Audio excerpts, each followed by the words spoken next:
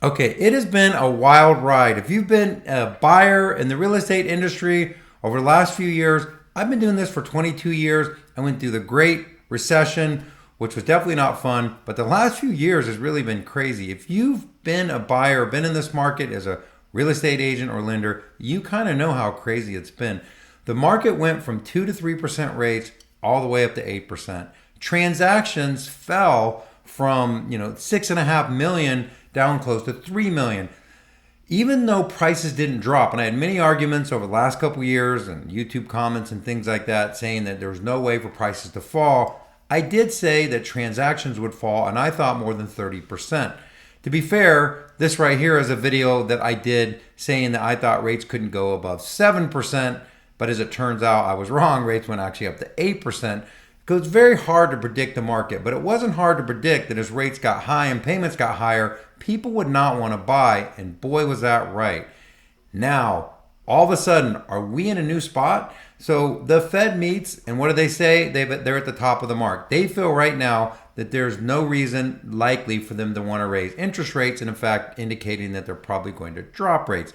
At the same time, we had this bank collapse, and I say collapse, it was New York Federal Bank or something like that. Don't quote me on the name. But the bank actually had to write down a lot of debt, did a lot of commercial lending. And one of the things that I think is commercial is about to feel a lot of pain, just like residential did as far as transactions, because think about how many people went home and started working from home.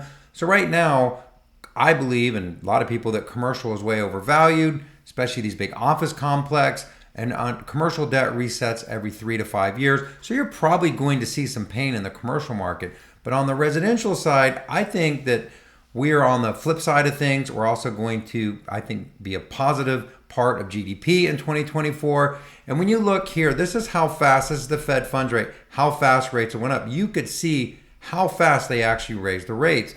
But when you look at the 30-year mortgage rate here now falling from 8% to almost 6.5% to 7% in really a short period of time.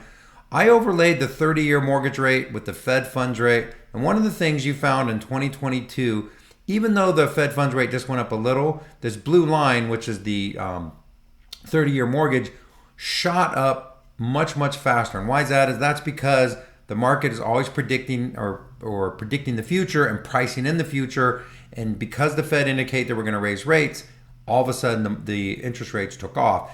Now what's likely to happen is that all of a sudden the Fed is saying they're likely to lower rates. We're going to get probably 2 to 3 rate cuts next year. We'll look at some predictions on that, and that's going to start getting priced in the market. The market was saying that we could be at 6.5% by the end of the year. Heck, we're almost there now.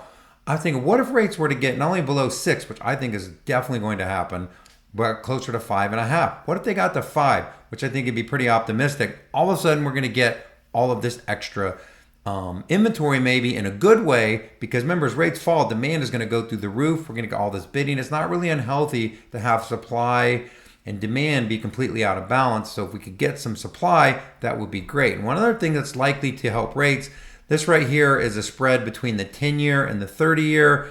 And not to get too into the weeds, but that spread is normally about 2%. It's been 3%. That spread is going to come down as the market really understands that the Fed is going to lower rates, and that is also going to push rates down. All of that to say is rates are definitely going down. And I thought this was a really cool article here showing kind of the past interest rate cut cycles and what the forecasts are. And so these are by the big institutions. So you can see all the big ones here predicting the next rate cut to be in June, not in March. And then right here, this right here showing how much they think rates will come down.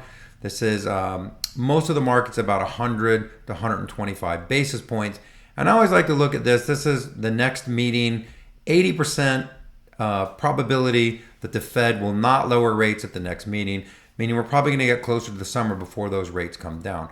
What do you do with this information? That's what I always think about. If I was a buyer, I would, just like when rates were high and people were saying buy and refinance in the future, I think that's going to come back and be really, really good advice. I think right now it's going to be the tail end of this sweet spot, because trust me, if rates get below 6%, even below 6.5%, we're already pre-approving a lot of people. Mortgage applications are up. I think the summer could get really busy. If you're a buyer, and you've been thinking, man, I should buy, you should buy because I think it's going to get a lot more competitive. It's going to get a lot harder. If you're in the real estate industry or mortgage industry like myself, we went through the last few years was really tough. There are less realtors, 40%. I've heard less loan officers based on the people that renewed their licenses. So the market has taken a big hit, but I think that's about to change. I think the market is going to get much, much busier. I think that is good overall to have transactions come back. I really hope rates fall low enough to get transactions up, and really just don't wait. Trying to time the market almost never works. There's so many programs out there. Rates are already falling. And again, if you're in the real estate industry, one of the things I would be doing, if you're a lender, obviously there's a chance for a lot of refinances as rates fall. But if you're a real estate agent, I would be calling all your past clients because they have so much pent up supply, people that want to sell, have all this equity. And as rates fall, it makes that spread farther between the payment and what they're moving up to. And that's going to release some of that, supply and hopefully make it a more balanced market. And really, ultimately, that's what we want is a more balanced market. Nobody wants 10, 15, 20, 25% appreciation. It's not good for the long term. I think that's where we're headed. Again, nobody has a crystal ball. We'll see how this video ages. I said rates couldn't get above 7 and I was wrong.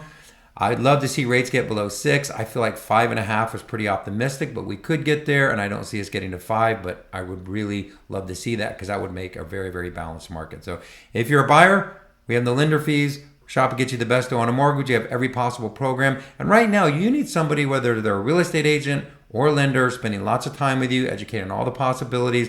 People are like, just a few months ago, were saying don't pay points because rates are coming down, where now people are paying points because you can get a much lower rate. You need somebody that helps you understand the math so you don't make an emotional decision, you make an analytical one. I'd love to earn your business.